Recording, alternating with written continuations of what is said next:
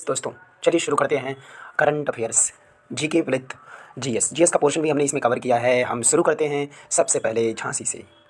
बुंदेले हर बोलो कि मुँह हमने सुनी कहानी थी, खूब लड़ी मर्दानी वो तो झांसी वाली रानी थी। झांसी के पास एक ललितपुर और फिर महोबा और आप चित्रकूट को भी ले सकते हैं यहाँ पे, क्योंकि ये चर्चित हैं।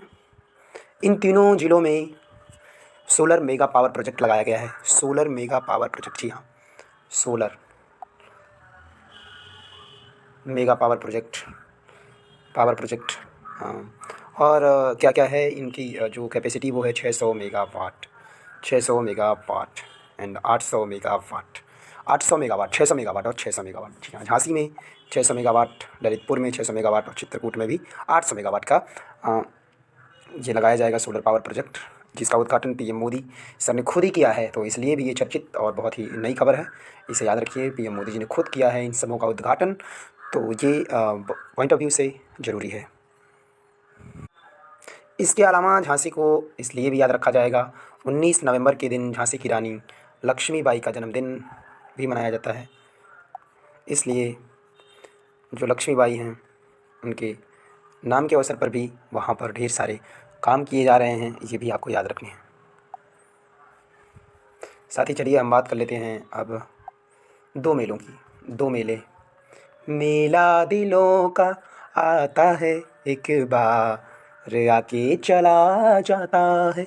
बटेश्वर मेला बहुत बार क्वेश्चन में पूछा गया है, तो बटेश्वर मेले से संदर्भित जो बातें हैं उसको हम बताएंगे। बटेश्वर मेला जो कि आगरा में लगता है, जी हाँ, और किस महीने में लगाया जाता है, यही जो कार्तिक महीना अभी बीता है, कार्तिक महीने की शुक्ल पक्ष में लगाया जाता है, ये आपको याद रखना है, कार्तिक का शुक्ल पक्ष।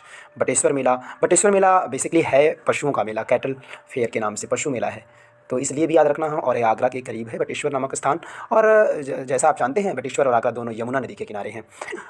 देन मेला आता है भारी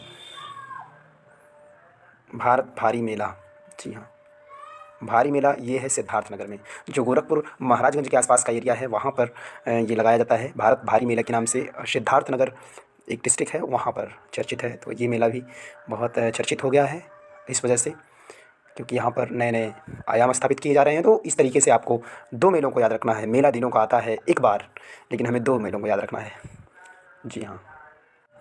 अब आ जाते हैं करंट के एक और तीर्थ नगरी अयोध्या की तरफ।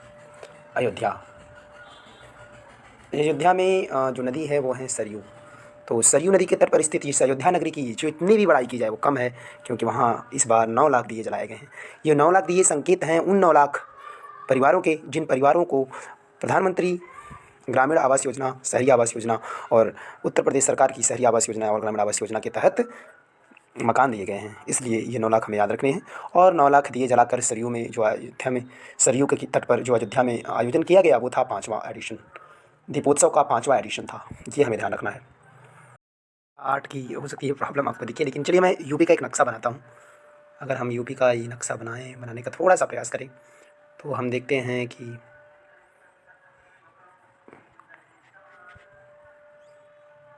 सॉरी, देखिए ये इस तरीके से अगर हम बनाते हैं तो यहाँ पर हम थोड़ा लोकेशन देखने की कोशिश करेंगे। लोकेशन ये है कि हमारे उत्तर प्रदेश में ये जो ज़िला है ये है ललितपुर, तो इसे हमें याद रखना है। ललितपुर है, ललितपुर में जो लगाया गया है वो कितना है, 600 मेगावाट का सोलर पावर प्रोजेक्ट। देखिए वैकल्पिक ऊर्जा पर बहुत चर्चा की जा रही है, इसलिए भी ये इंपॉर्टेंट है। साथ ही साथ आप इसके थोड़ा ऊपर आ जाइए तो ये है आपका झांसी, जी हाँ, ये झांसी है। झांसी में भी 600 मेगावाट का है। लोकेशन इस तरीके से आप देख सकते हैं, झांसी बड़ी चर्चित रही है। साथ ही साथ और भी चर्चित रहे हैं। ये कौन सा जगह है आप बताइए, आप कमेंट सेक्शन में बताइए। ये इसका पूर्वी ज़िला जो है, पूर्वी पश्चिमी ज़िले, सबसे पश्चिमी ज़िला यहाँ माना जाता है। तो इस तरीके से आप देखेंगे उत्तरी और ये दक्षिणी ज़िले हैं, इनको हमें ध्यान में रखना है। ओके, चलिए मैपिंग पे आ जाते हैं। ये है आपका अपना मैप, देख लीजिए, ये है सोनभद्र, ठीक है, ये बलिया था निकला हुआ। तो इस तरीके से आप देख सकते हैं, शाहजहाँपुर है, बिजनौर है, इस तरीके के ज़िले हैं जो काफ़ी महत्वपूर्ण हैं। और ये झांसी, ये ललितपुर आपका दिखिए। इस तरीके से आप इस मैप के थ्रू आप देख सकते हैं और अपने आप को याद रख सकते हैं किस तरीके से कहाँ। तो अयोध्या की स्थिति कहाँ पर दिखी आपको, आगरा, अयोध्या, देख लीजिए कहाँ है इसकी स्थिति, और इस स्थिति के अनुसार आप याद रखेंगे तो आपको ज़्यादा ही याद रहेगा।